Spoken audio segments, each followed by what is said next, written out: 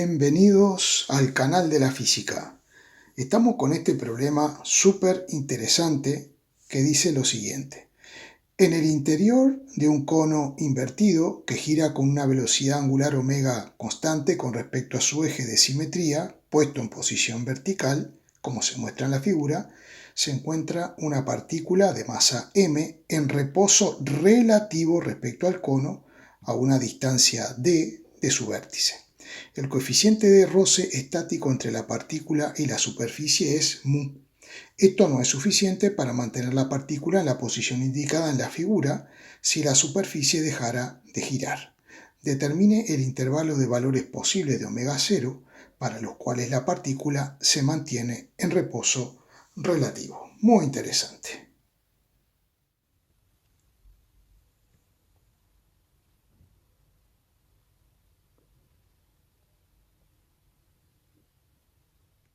Para comenzar a estudiar el problema, lo primero que tenemos que hacer es representar las fuerzas que vemos sobre la masa puntual. Pero para representar las fuerzas ya sabemos que tenemos que elegir un sistema de referencia adecuado. El sistema de referencia que voy a elegir es un sistema solidario al cono que está girando, por eso nuestro observador lo he puesto ahí parado sobre una plataforma que está solidaria al cono que está girando en torno a este eje. Entonces, la primera fuerza que vamos a dibujar es la fuerza peso, pero además vamos a buscar las componentes del peso en esta dirección perpendicular a la pared del cono y en una dirección paralela a la pared del cono. Hemos dibujado el peso, hemos tomado también un par de ejes cartesianos X e Y como dijimos antes, y esta será la componente P sub I y esta la componente PX. Este angulito, él, vale lo mismo que alfa, porque si tengo dos paralelas cortadas por una recta, estos ángulos son iguales por el criterio geométrico de alternos internos entre dos paralelas. Pensemos lo siguiente, este sistema es un sistema no inercial, es un sistema acelerado, donde cada partícula del sistema experimenta una aceleración hacia el centro de giro, que sería este punto que está aquí, ¿no? Para una partícula, por ejemplo, aquí, del cono. Pero ¿qué pasa? Todos los cuerpos, como la masa que se encuentren dentro de ese sistema acelerado, experimentarán una aceleración en sentido contrario.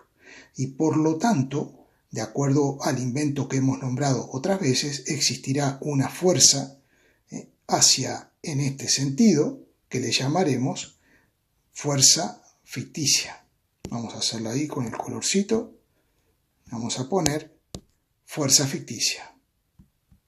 Es con un asterisco que denominamos a esa fuerza. Sabemos que en estos sistemas no se cumple la ley de Newton, y para que se cumpla es que hacemos este invento. Es decir, este objeto en el sistema acelerado que está girando experimenta una aceleración hacia afuera, cuyo módulo es el mismo que el de la aceleración centrípeta. Vamos a escribir a qué es igual esa fuerza ficticia. Será igual a la masa por la aceleración hacia afuera, que es igual que la aceleración centrípeta, para este punto donde se encuentra la masa ubicada a una distancia d.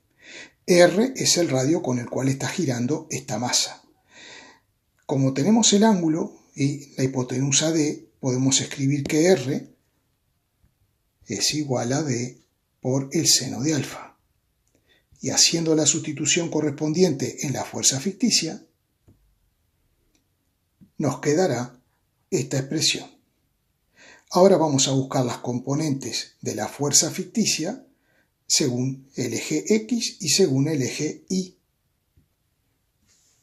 Le he cambiado el color para ir distinguiendo las diferentes fuerzas y sus componentes. Esta es la fuerza ficticia, esta es la componente según Y y esta es la componente según X.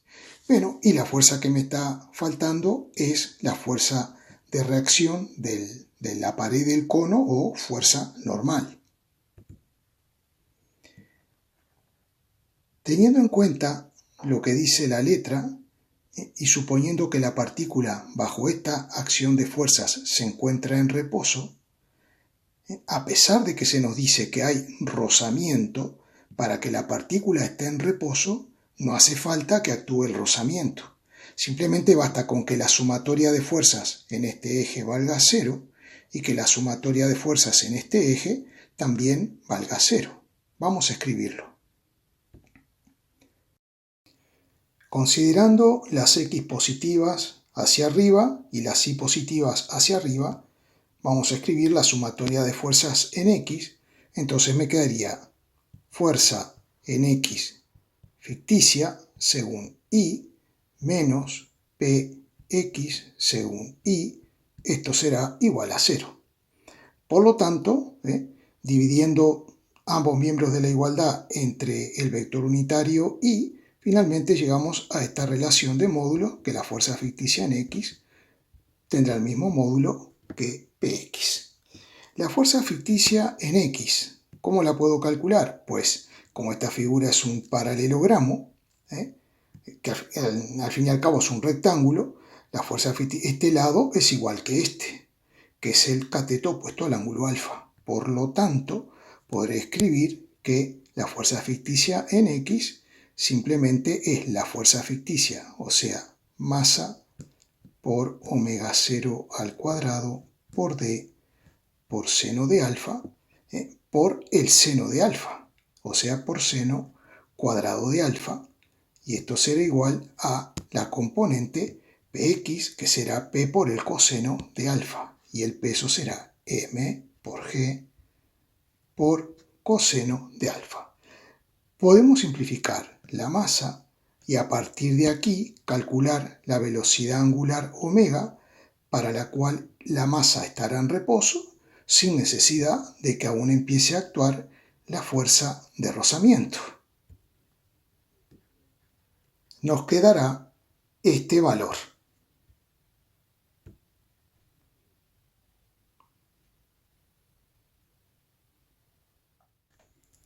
¿Qué sucedería ahora si aumentamos el valor de omega, o de omega 0?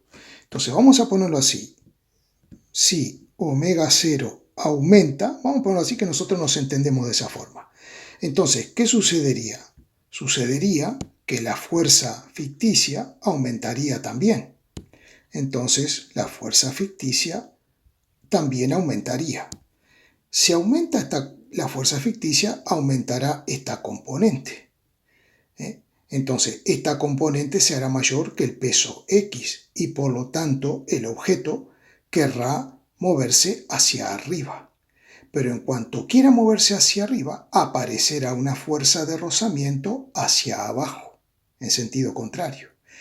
Entonces, si la sumatoria de fuerzas en ambos ejes sigue dando 0, entonces la masa seguirá ubicada a una distancia d, pero ahora con una fuerza de rozamiento F, que es la que hemos dibujado ahí.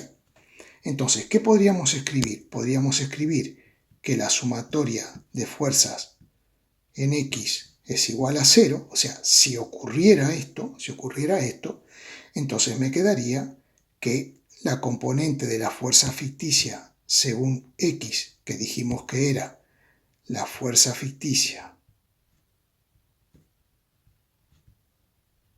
por el seno del ángulo, por eso nos quedaba seno cuadrado de alfa, tendrá que ser igual a la componente en x del peso, que es m por g por coseno de alfa, más el valor de esa fuerza de rozamiento, del módulo de esa fuerza de rozamiento. Cuidado con una cosa, esta fuerza de rozamiento yo no la puedo escribir como mu por n.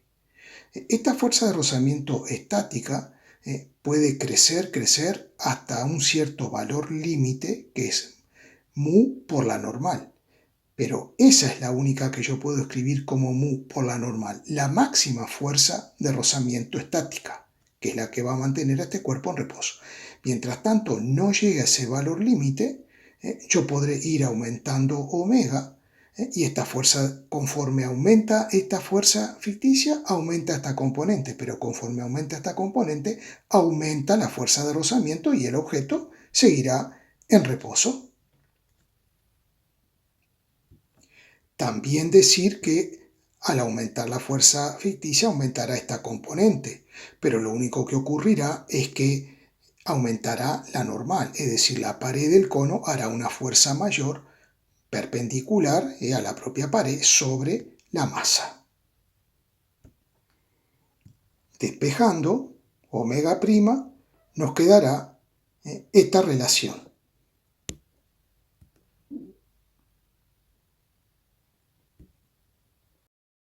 En el caso límite en que la fuerza de rozamiento la podamos escribir como mu por n, que es el valor más grande que pueda tomar, vamos a tener que calcular esa velocidad angular máxima para que el cuerpo aún así se mantenga en reposo. Bien, entonces, en ese caso tendríamos que calcular la normal y teniendo en cuenta que el objeto no se mueve en la dirección del eje Y, nos va a quedar lo mismo que hoy, es decir que el módulo de la normal será igual al módulo de PI más el módulo de la fuerza ficticia en I. Sustituyendo, como lo hicimos antes, nos queda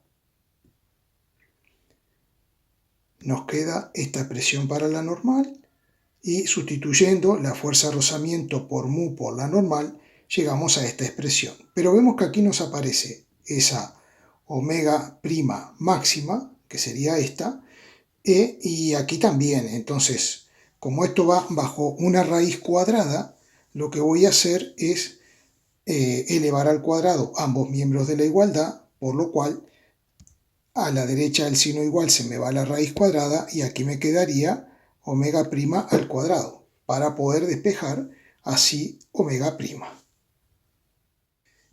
He preferido hacer esta operación aparte porque saben que soy experto, experto en equivocarme en las operaciones.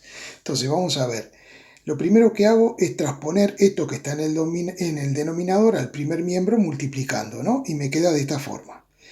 Y luego voy a transponer mu por m por omega 0' al cuadrado por d por seno de alfa coseno de alfa con signo de menos y me queda esta expresión que está aquí. Vayan controlando ustedes. Y luego, ¿qué me ha quedado en el denominador? En el numerador me quedó mg coseno de alfa más mu por mg por seno de alfa.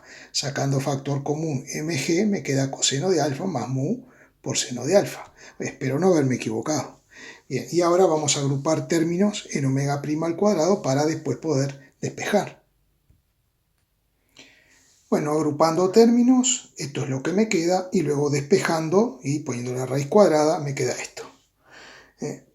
Lo bueno es que si asumo que no hay rozamiento, como era la primera condición inicial, como no tendríamos mu, este término se hace cero, esto también, y nos queda realmente g por coseno de alfa dividido de seno de alfa aquí dentro de la raíz, que era la omega que habíamos calculado. Así que esto está bien y nos lo vamos a recuadrar y tenemos que seguir porque esto no termina aquí.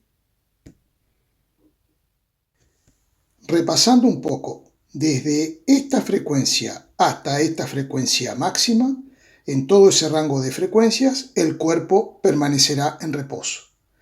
Pero ahora bien, ¿qué sucedería si disminuimos la frecuencia angular omega 0? Va a disminuir el módulo de la fuerza ficticia o pseudofuerza. Aquí le he llamado omega 0 segunda. Entonces, si esta fuerza disminuye, disminuirán también sus componentes.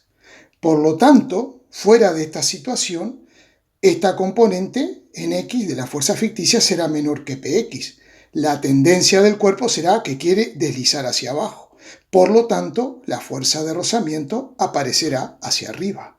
Y, como dije antes, mientras se cumpla que la sumatoria de fuerzas en el eje X es 0, la esfera permanecerá en reposo, la masa puntual permanecerá en reposo respecto a esta dirección. Y respecto a esta dirección, con respecto al cilindro, siempre permanecerá en reposo, porque si disminuye esta componente, lo único que va a suceder es que disminuya la normal, que es la fuerza que hace la pared del cilindro normal para sostener a la esferita en esta dirección.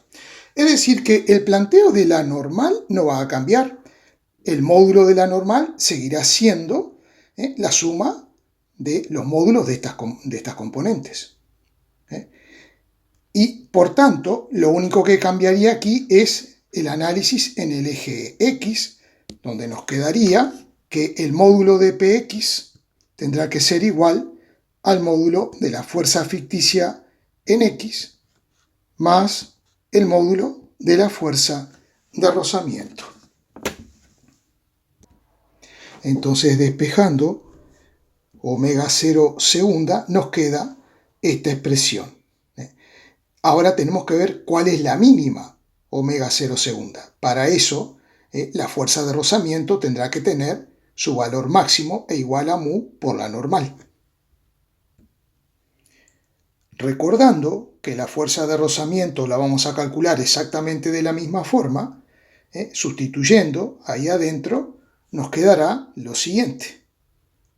Por tanto, si sustituimos esto aquí donde está la fuerza de rozamiento, eliminamos la masa, luego vamos a transponer este término sacando factor común, omega segunda al cuadrado, nos queda esta expresión, y finalmente despejando, haciendo operaciones, llegamos a la omega esa, que será nuestra omega mínima. Entonces vamos a ponerla aquí, esta será nuestra omega mínima. Bueno, aquí ya presentamos un resumen, donde tenemos la omega mínima, que corresponde a la máxima fuerza de rozamiento en un sentido, luego este valor de omega en el cual no hace falta fuerza de rozamiento, la fuerza de rozamiento es 0, y el valor de omega máxima donde la fuerza de rozamiento es máxima, pero en el otro sentido. Entonces simplemente la respuesta que tenemos que dar es que el rango de omega estará comprendido entre omega 0 mínima y omega 0 máxima, ambas inclusive, por eso puse mayor o igual que, menor o igual que.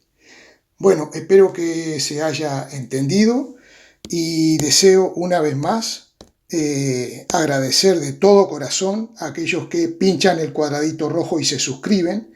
Con eso saben que están colaborando a que el canal crezca y pueda llegar a más compañeros de todas partes que, al igual que ustedes, necesitan de estos conocimientos para poder aprobar física sabiendo y además gustando de física. Muchísimas gracias.